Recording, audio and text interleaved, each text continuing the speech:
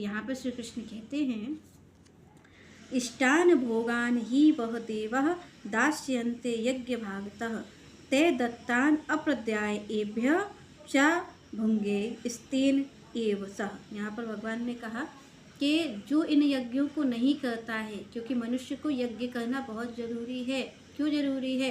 क्योंकि देवता जो हैं उसके लिए प्रकाश की व्यवस्था करते हैं, शुद्ध वायु की व्यवस्था करते हैं, जल देते हैं। तो ये जो आप देख रहे हैं कि आपको मिल रहा है, ये फ्री ऑफ कॉस्ट नहीं है। आप और हम समझते भाई ये तो फ्री का है। आप और हम एक बार सोचें कि जब हम रात में अंधेरा हो जाता है और अंधेरे में जब हम बिजली यूज करते हैं तो उस बिजली का आप और हम बिल भरते हैं या नहीं भरते हैं? हम जल अगर कहीं से खरीदते हैं तो हमें उसका ऋण देना पड़ता है कि नहीं देना पड़ता है? अगर हम बॉटल ले रहे हैं पानी की तो उसके हमें 20 रुपये देने पड़ेंगे। अगर हम प्रकाश ले रहे हैं तो मीटर में बिल आ जाता है, उसका बिल भी आप और हम पे करते हैं।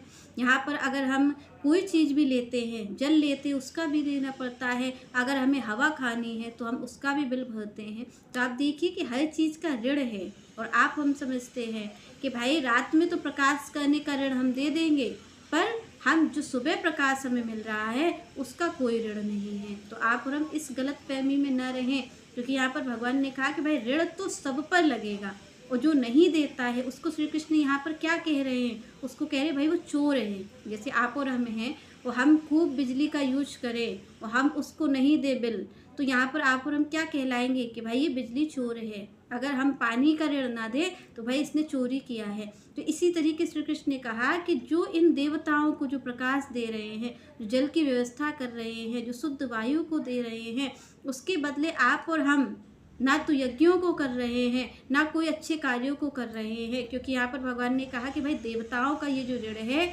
उसको किस प्रकार चुकाया जा सकता है? तो उसको चुकाने की एक ही युक्ति है कि आप यज्ञ करें। मनुष्य को कहा गया कि भाई 5 यज्ञों को करना उसके लिए ज़रूरी है, तब इन देवताओं का ऋण वो चुका पाएगा।